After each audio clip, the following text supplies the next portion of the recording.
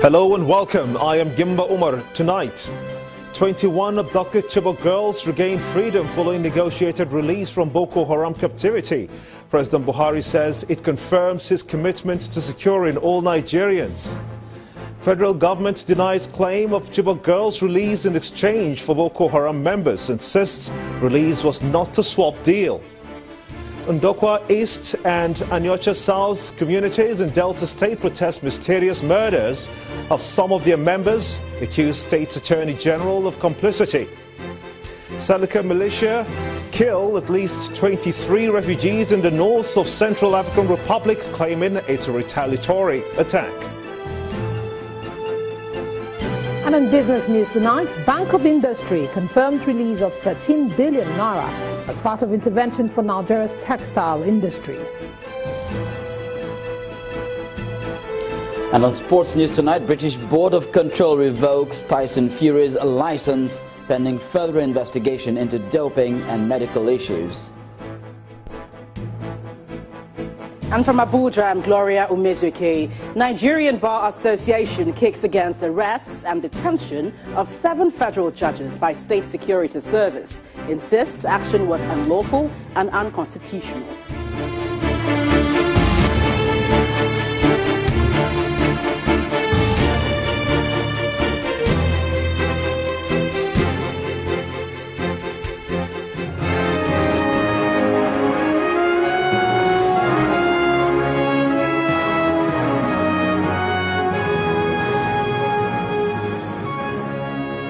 Begin tonight with the release of 21 of the 276 abducted Chibok girls. Their freedom comes 913 days after they were forcefully taken away from government secondary school in Chibok, Borno State. 219 of them were taken away as some managed to escape just within hours after they were kidnapped.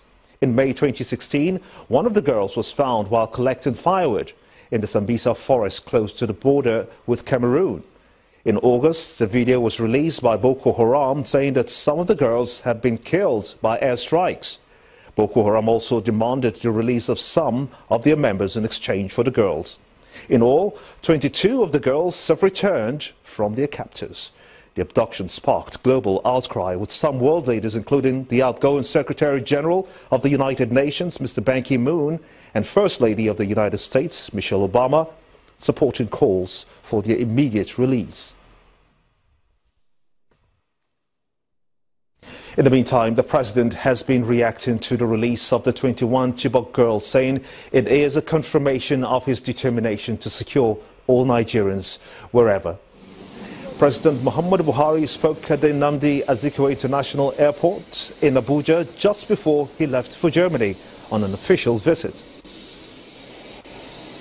I believe he will be duly briefed by the Vice President so that he will give you the details. I have just been briefed about it, but I think the Vice President, through the Minister of Information, will give you the details. To Nigerians all over, our responsibility, and we will continue to secure them wherever they are. As promised by the President, the Vice President has been given details on the release of the Chibok girls, insisting that there was no exchange of or swap of any kind of the Boko Haram commanders for the girls. The Vice President was speaking to State House correspondents after receiving the girls from the Director General of the State Security Service in the Federal Capital Territory, Abuja. He pledged the federal government's readiness to rehabilitate the girls physically and mentally, and ensure that the rest of the girls still in Boko Haram camp are released.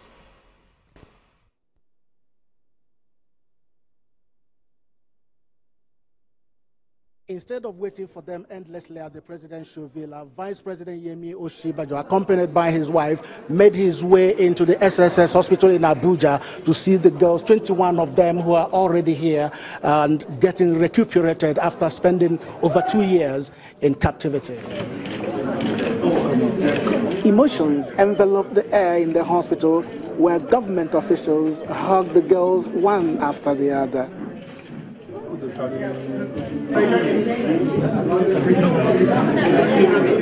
A special arrangement has been put in place here to ensure that they get back to life. So say the director of SSS and the chief medical officer of the hospital.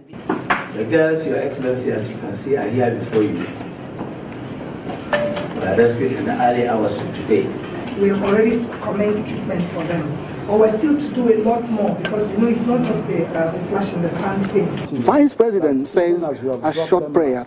Father, we ask that you come and just to replenish them, resuscitate them, revitalize them. He says the whole country has been waiting for them to be released and that he came to ensure that they are in good hands to start with.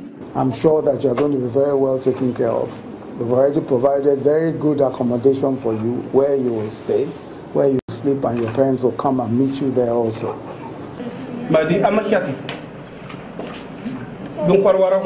The DSS called out their names one after the other, all of them looking very frail, with one of them clutching a baby. God truly helped us in the negotiations. Absolutely no, there were absolutely no exchange of any kind, you know, and certainly any news or stories about 4 or 1 or 2 or 3 or 4 commanders is entirely untrue. No such thing took place. So much needs to be done to get them back to living a normal life after so much trauma in captivity. As I said, all options are, we'll consider every option, and we've said that from the very beginning. We're very prepared to consider any option.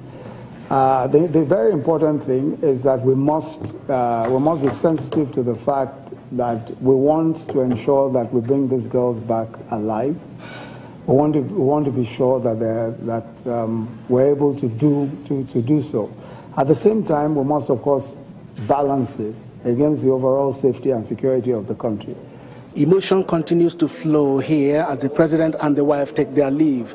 Nigerians look up to the medical doctors in this hospital to live up to their promise to rehabilitate the girls while we expect the release of the remaining girls still in captivity.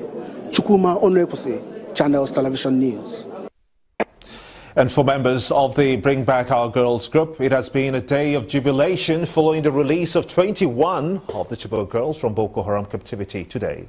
The chairman of the Chibok girl community, Mr. Hosea Sambilo, says that the federal government has fulfilled parts of its promise, but urged them that the group still awaits the release of the remaining 197. Our correspondent Gloria Mezreke reports.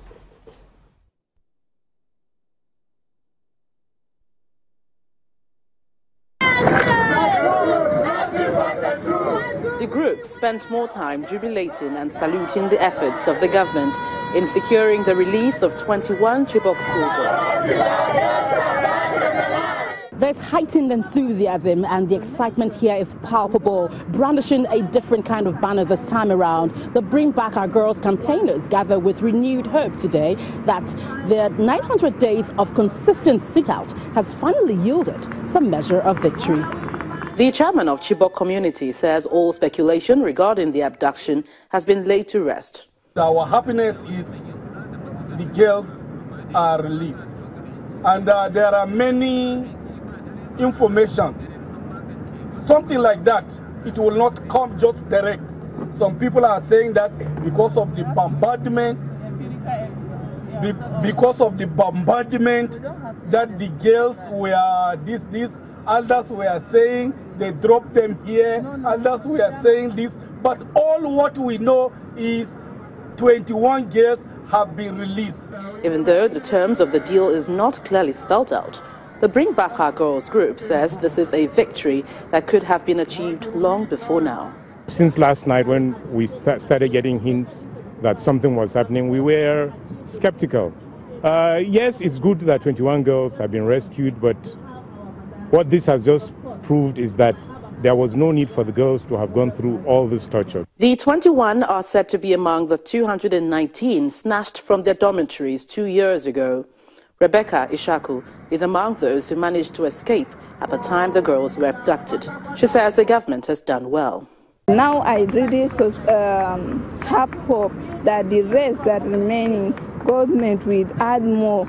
They will even be happy to fight for the rest, then they will be back. In spite of the jubilation, the Bring Back Our Girls group is also careful to remind the federal government not to rest on its oars.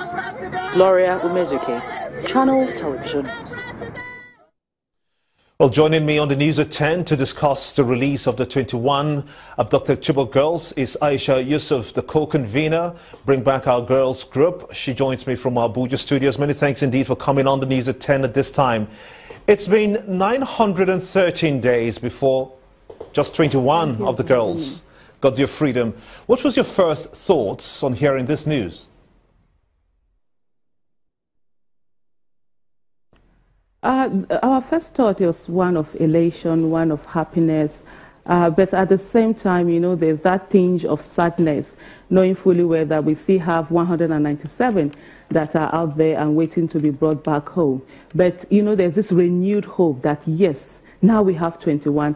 In no time, we have this feeling that in no time, the rest of our Chibok girls will be brought back home. For over 2 years, we have kept, the numbers have been over 200. So now we have come down below 200. And by the grace of God, we will get there to zero. And that's what we are looking out for. Interesting. Well, the Minister of Information, Lai Mohammed, says that the release is in no way a swap deal. As a matter of fact, he said it was on the heels of confidence building as well as collaboration by different groups. Do you suppose that more girls would have been freed going by the words of the minister?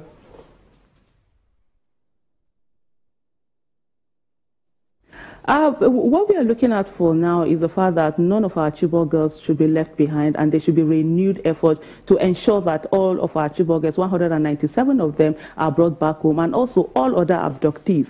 We have consistently said that there are 3 options towards bringing back our Chibok girls, and one of the options is military rescue or negotiation, or a combination of both military rescue and negotiation. But one of the options that we have said it's a no option is the option of doing nothing. And of course now we have 21 of our Chibok girls brought back home. So we have that renewed hope that the rest of them will be brought back home. We have always said that it is the government that has all the information and will be able to make informed decision at what is the best form to ensure that our Chibok girls are rescued. And we know all of them have their different risks, and we said the government at all times, we have always said that the government has all that it has to be able to make this decision. But all we want is that to ensure that each and every one of our Chibok girls is accounted for. Bring Back Our Girls movement have always had its confidence in our federal government, and that is why consistently we kept on demanding from our federal government, even when the federal government at times seemed as if it didn't have confidence in itself to bring back our girls. We knew that they can, we persisted, and yes, Nigerian government can, and it has. Do you think that the leadership of Boko Haram at this point is willing to embrace peace with this singular action?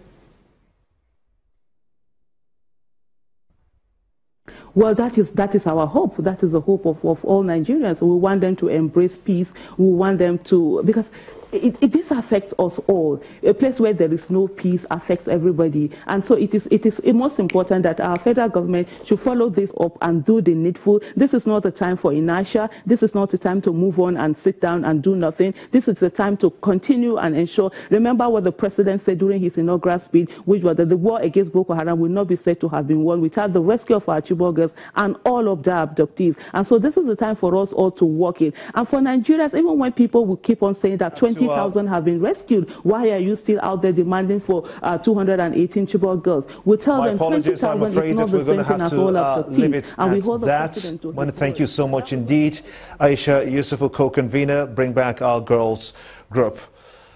In part 2, after the break, more on the release of the 21 Chibok girls, and we will be joined by a consultant psychiatrist on the mental health implication of the ordeal. Please join us again.